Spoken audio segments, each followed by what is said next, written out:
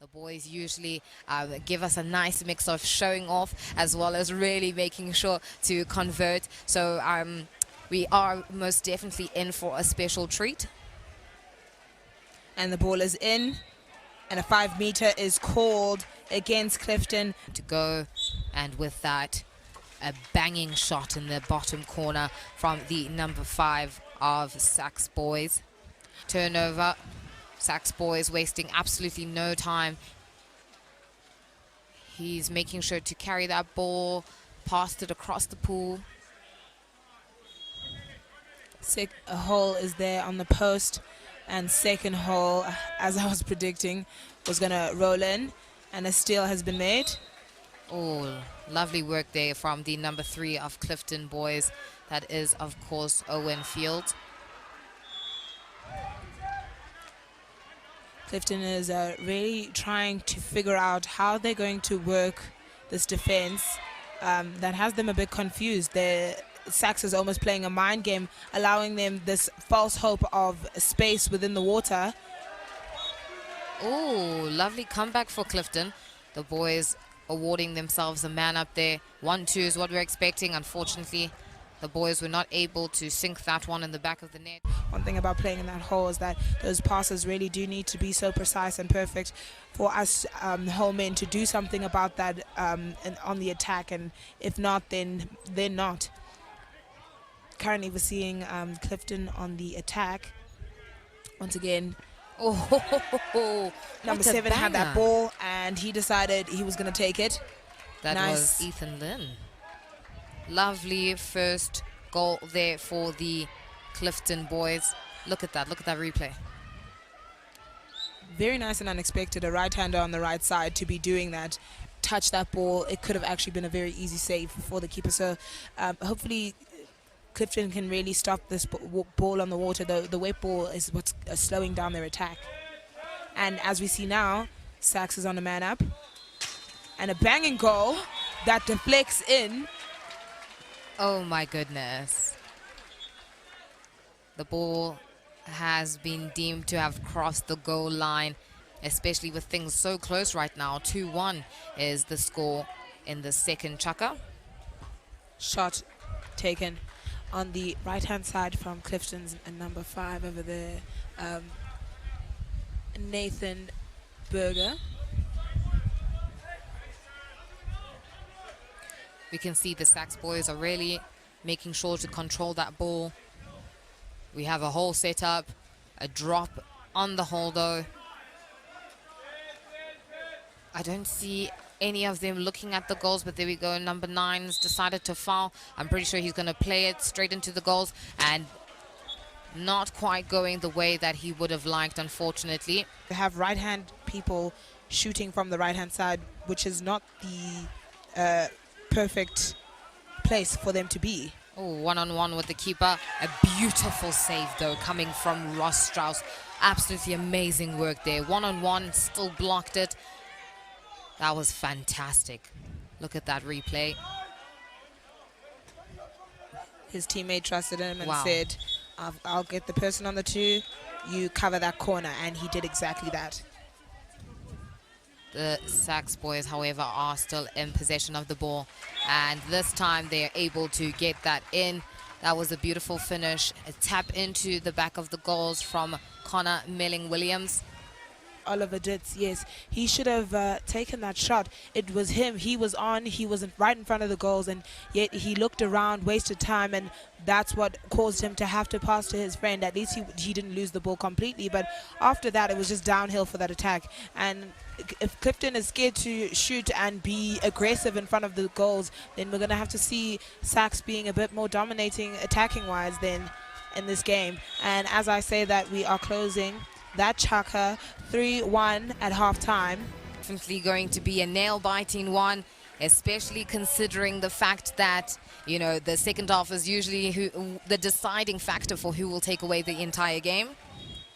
Yes, attacking-wise, Clifton has been a bit asleep, but their defense is what's helped them stay in this game. Hopefully they can match the energy of their defense. SACS has been playing really well, both offensively and defensively, and so It's going to be a very interesting third and fourth chaka for sure.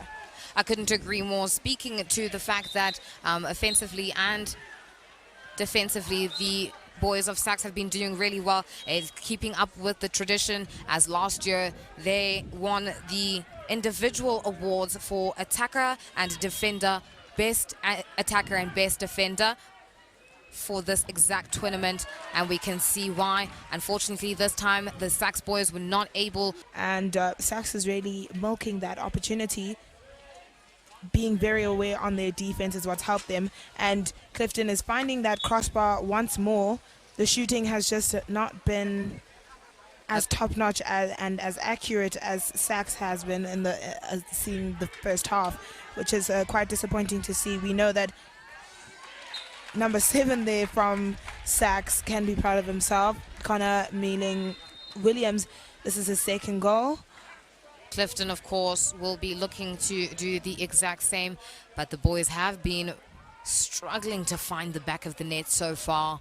So hopefully they'll gain some confidence. And as I said that, almost a turnover there, but they were able to get themselves a pass into the post, but unfortunately pushing, causing a turnover. That goal will not count. Clifton really need to shut him down if they want a chance to bounce back. He's been really a playmaker within the SACS attacking dynamic. The KZN team struggling to find a space in the defense coming in from SACS. A double hole man there, but in a weird kind of structure. And number 2 from Clifton. The Clifton boys are going to need to start finding the back of the net, otherwise this is not going to go in their favor. As we can see, SACS is not wasting any time at all, making sure to use their attacks to the best of their ability. Unfortunately, right, this, oh, not unfortunate at all. A beautiful save coming in from Ross Strauss. Absolutely amazing work there. He really saved the Clifton boys with that one. Ross Strauss has really been the backbone of Clifton's current defense. That scoreboard would look a lot more different if he was not in that water today, and I'm hoping that they can use the advantage of Ross being in the goals for Clifton. Very interesting to see how it's going to work out. Yes, Clifton, I really do hope that they start taking a different approach to their shooting. To the goalkeeper and to the crossbar clearly no longer are working, and it hasn't been working since the beginning of water polo. So hopefully they can change that result with this man up and be patient and precise, exactly like this man up has shown us. Number 3, Owen Field, was able to finish off a nice man up from Clifton. Is exactly how a top 8 team should play. There are 20 boys schools here, and we can see exactly why both Clifton and SACS have 5 meter going, and just like that, number 5 from SACS, Nicholas Fall, will be putting up a fight. We can see the boys are still having a little bit of trouble setting up that hole where it is actually supposed to be, and unfortunately it's going to cost them.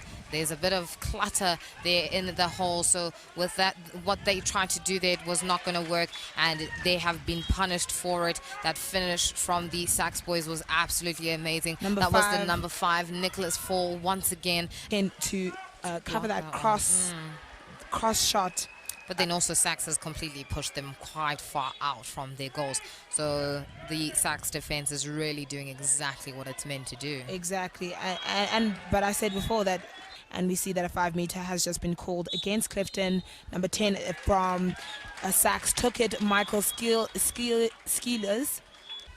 A different outcome for this quarterfinal here between SACS and Clifton.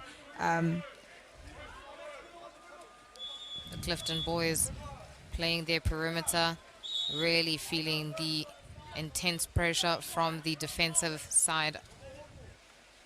There we go. open play has been found, and he's decided to take a shot. And the number 8 of Clifton, Luke O'Brien, has scored once again for his side, making things 7-3.